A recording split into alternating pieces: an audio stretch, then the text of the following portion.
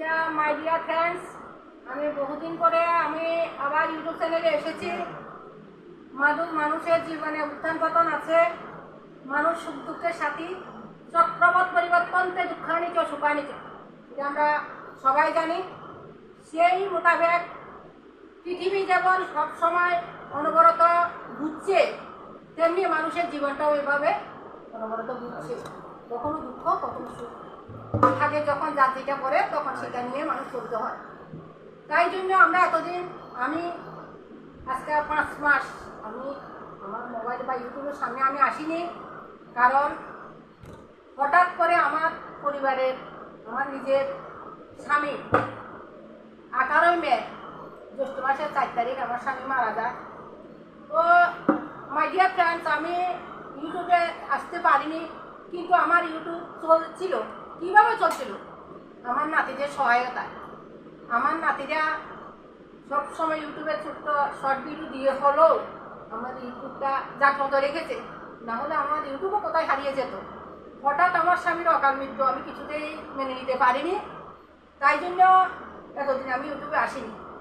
কিন্তু my dear friends, আমি যে মনসামঙ্গল ব্লগ আমি খুলেছি, এই মনসামঙ্গলের সঙ্গে আমি আজ দীর্ঘ 30 বছর এটার সঙ্গে আমি জড়িত। আমি এই বাড়িতে যখন প্রথম বউ হয়ে এসেছিলাম, তখন আমার ভাসুর, আমার জান, আমার নন্নস আমাকে অনুপ্রেরণা দিয়েছে এই মনসা বই পড়ার জন্য, মনসামঙ্গল পড়ার জন্য। কিন্তু ওই সময় আমি কিছুই পারতাম না, তার সুর কিছুই জানতাম না। আমার বাসুন আমাকে দূর থেকে বসে বসে সুর তাল লয়, আমার নন্নস আমাকে সুর তাল লয় দিয়েছে, ছোট বৌমা তুমি ভাইবা, তুমি করবা, তুমি করো, এইভাবে করে আগ্রহ দিচ্ছে। আমার হাজব্যান্ডও আমার অনুপ্রেরণা দিচ্ছে, কিন্তু হাজব্যান্ড একটু বিরোধী ছিল বাইরে যাওয়ার ক্ষেত্রে, বাড়িতে বসে পড়ো। পরে পরে দেখে আমাদের যদি খুব উৎসাহ, তখন আমার হাজব্যান্ডও আমাকে অনুপ্রেরণা দিয়েছে। আজকে আমি এই জায়গায় এসে দাঁড়িয়েছি আমার ভাসুর এবং ননসের কারণে।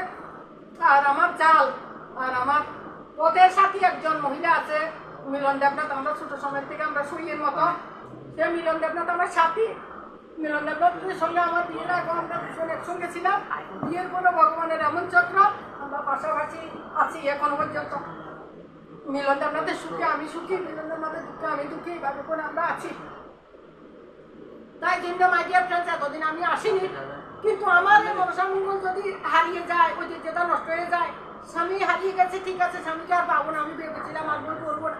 কিন্তু পরে ভাবলাম আমার যে বউরা আমার সঙ্গে সঙ্গ হচ্ছে, যাদের হাত ধরে আমি ঘরের বউগুলিকে আমি হাজব্যান্ডকে বলে বলে বের করেছি, সেই বউগুলি আমার দিকে হাত করে চেয়ে থাকবো, আমারও চিত্রটা নষ্ট হয়ে যাবে। তাই জন্য আমি আবার প্রথম বলেছিলাম করবো না, বের হবো না, কিন্তু পরে বলছি না, আমি সঙ্গ দেবো। বই বলে না, ঠিক আছে, কিন্তু আমি সঙ্গ দেবো।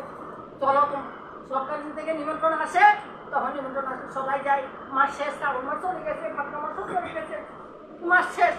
আজকে সবাই বইয়ের পাতা উল্টিয়ে দিচ্ছে, আমার নিজের বাড়িতে আমি একটু করছি, কারণ আপনাদের সামনে আমি যেমন আমার হাজব্যান্ড অকাল মৃত্যুটা আমি দিশেহারা।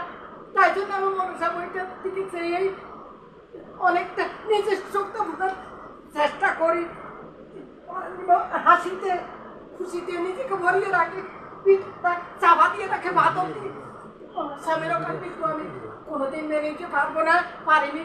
কোনো অসুস্থতা নয়, 1 মাস ধরে 2 মাস ধরে হঠাৎ আমার স্বামীকে আমি হারিয়ে ফেলেছি। তাই জন্য আমার বলতে হয় একটি কথা আপনাদের সবাই সামনে।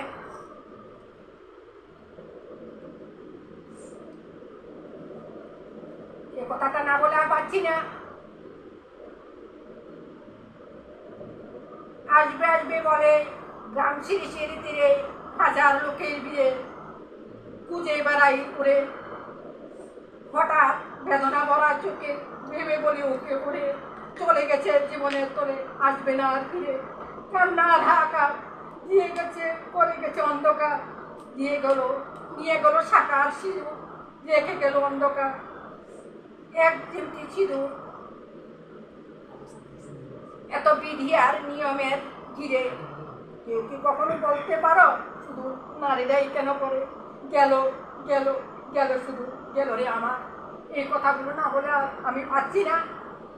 এই বলে আমি, আপনারা সবসময় আমার পাশে থাকবেন। আমার ইউটিউব চ্যানেল এভাবে চলতে থাকবে, কখনো হাসি, কখনো কান্না, কখনো বেদনা, কখনো আনন্দে। আপনারা সবসময় আমার পাশে থাকবেন। তাহলেই আমার সাবস্ক্রাইবারও হবে বা ভিউজ হবে। আমার পর্যন্ত 41,000 ভিউজ হয়েছে আপনাদের সহযোগিতায়, আপনাদের অনুপ্রেরণা। আপনারা যদি আমার পাশে না থাকেন কখনোই আমি এই কাজে সম্ভব হতাম না। আজকে দীর্ঘ 1 বছর হয়েছে, 1 বছরের মধ্যে আমার 41,000 ভিউজ হয়েছে। আমি চাই সব সময় আপনারা আমার সুখে আমার পাশে থাকুন, আমার ইউটিউব চ্যানেলগুলি দেখুন, আপনারাও আনন্দিত হন, আমাকেও আনন্দ দেন। আজকে আমরা এখানে 2-4টি কথা বললাম, সামনের দিনে আমরা আরও বলবো। দেখবেন, পাশে থাকবেন। নমস্কার।